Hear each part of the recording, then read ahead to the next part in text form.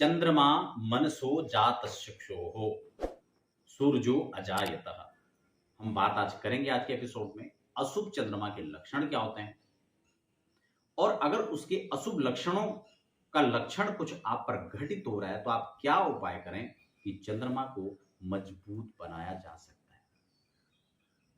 देखिए, ज्योतिष के इर्द गिर्द की बात नहीं है, क्योंकि ज्योतिष में सूर्य और चंद्र से ही ये सारी गणित प्रारंभ होती है।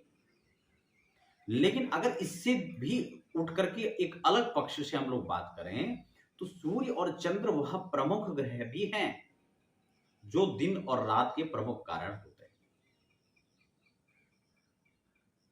सूर्य निकलते हैं तो ही तो दिन होता है। इसलिए सूर्य और चंद्र के अस्तित्व को यहां पर नकारा नहीं जा सकता है। वो लोग भी नहीं नकार सकते जो ज्योतिष को मानते ही नहीं है। अच्छा, वैसे ये मानने न मानने का विषय नहीं है, ये होने न होने का विषय है। और जो चीज है उसको ना भी माना जाए लेकिन वो फिर भी है।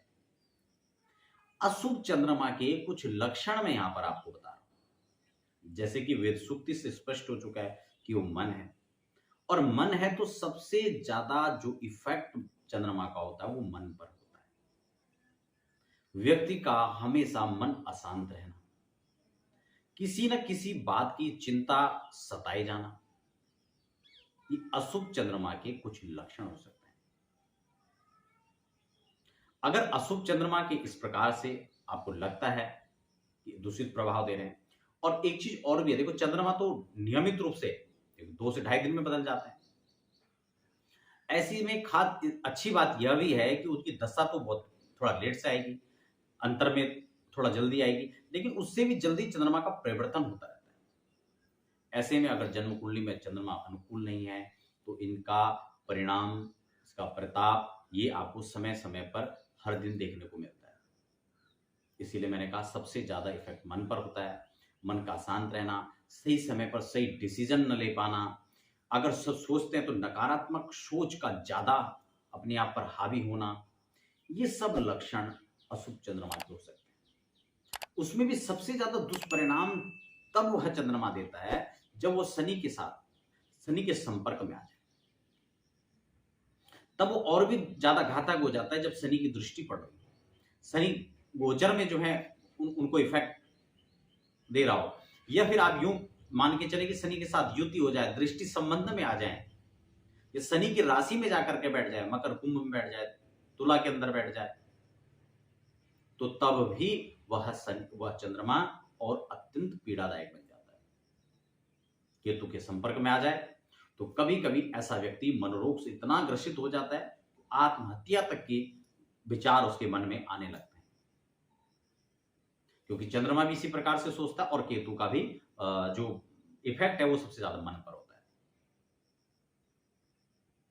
इसीलिए जो है चंद्रमा अगर इनके संयोग संपर्क में आता है तो वो बहुत ज्यादा व्यक्ति को बहुत ज्यादा जो है जो सोचने की क्षमता है वो गलत दिशा में लेकर जाता है, और ऐसे में व्यक्ति गलत कदम उठा सकता है।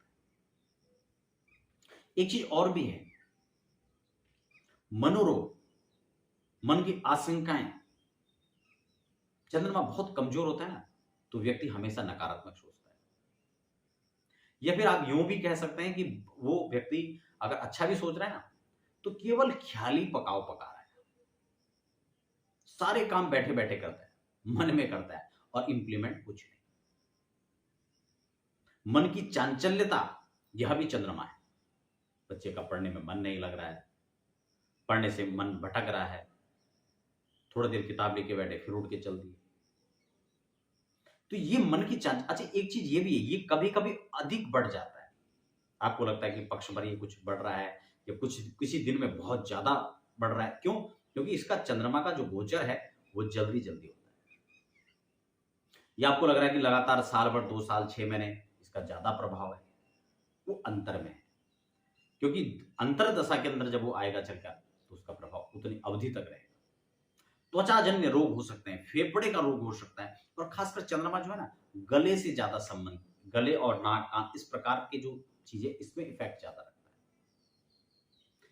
इसलिए अगर बार बार सर्दी जुकाम की समस्या है गले में किसी प्रकार का विकार लगातार रहता है, नाक या श्वसन जो सांस लेने की जो नलियां हैं उनमें कोई समस्याएं हैं बार बार, तो इसको इग्नोर नहीं करना चाहिए। आप किसी अच्छे डॉक्टर से सलाह लें और ज्योतिषी दृष्टि से आप खुद देखें कि चंद्रमा हमारा क्यों, ये कारण चंद्रमा का तो नहीं है। और अगर जन्म कुंडली के अंदर चंद्रमा आपके दूषित है, विकार युक्त है, तो आपको उससे संबंधित जो उपाय हैं उसको करने की आवश्यकता है। मैं आपको उपाय की भी यहां पर बात करूंगा। अच्छा, फेफड़ों से संबंधित जो समस्याएं होती हैं वो भी चंद्रमा के कारण होता है। स्मरण शक्ति जो बहुत महत्वपूर्ण है, बच्चे पढ़ते बहुत हैं लेकिन स्मरण शक्ति की बात करते तो कमजोर हो जाता है। और कई बार बड़ों को भी देखा जाता है, सामान रख दिया फिर भूल गए, कहां रख दिया ध्यान में नहीं आया, अभी थोड़ी देर पहले बात बताई गई थी फिर विस्मृत हो गए। तो विस्मरण जो है, स्मरण शक्ति जो है वह भी चंद्रमा है। मन पर पूर्ण अंकुश होना, कई बार हम सोचते नहीं हम अब की बार ऐसा नहीं करेंगे, कोई संबंधों की बात होती है, कोई कार्य की बात होती है, विचार कर ले कि नहीं अब तो इससे संबंध खत्म है, इस व्यक्ति ने जो कार्य किया है, इस व्यक्ति से जो भूल हुई है ये अनेकों बार हो चुकी है, अब इसके साथ हमारा संबंध नहीं या नहीं रहेगा। विचार बना लिया पूरा, लेकिन फिर वही मन फिर जो है फिर लगाव झुकाव बना लेता है।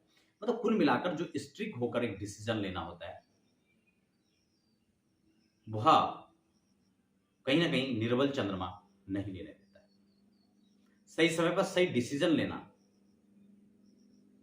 ये प्रबल चंद्रमा है, और अगर ऐसा नहीं है, उसमें दिक्कत हो रही है, तो चंद्रमा कहीं ना कहीं कमजोर है। एक चीज और भी है, चंद्रमा सटीक निर्णय के साथ साथ में त्वरित निर्णय लेने की क्षमता है। जहां सटीक निर्णय वहां त्वरित निर्णय, मनोबल को मजबूत।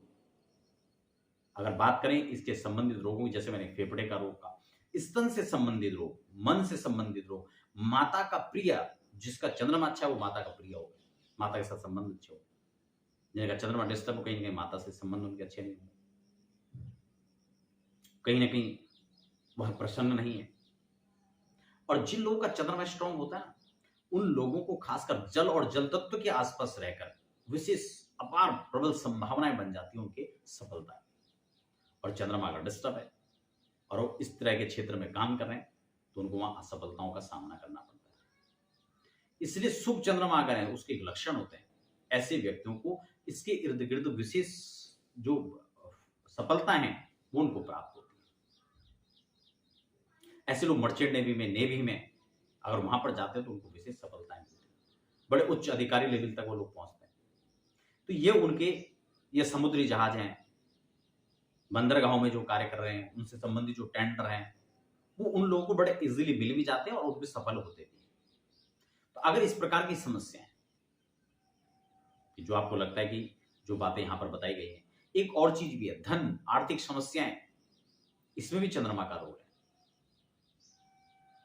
इसके साथ ही मानसिक चक्र के साथ मानसिक जो समस्या है उसके साथ साथ मैंने जैसे कहा कि कुछ चीजें जहां पर ये विशेष अपना अशुभ प्रभाव होता है, मान लो कि आयात निर्यात का कार्य है जो देश से विदेशों में, विदेशों से देशों में, वहां पर भी अच्छा फल देता है। चंद्रमा अगर दूषित है तो व्यक्ति को दूध का दान करना चाहिए, भगवान शिव का जलाभिषेक करना चाहिए और रुद्राक्ष धारण ऐसे लोगों को करना चाहिए। 5 मुखी रुद्राक्ष सबसे ये जब भी दान दे, चीनी का दान, चावल का दान, दूध का दान, ऐसे लोगों को देना चाहिए। माता की सेवा करें और चांदी धारण करना।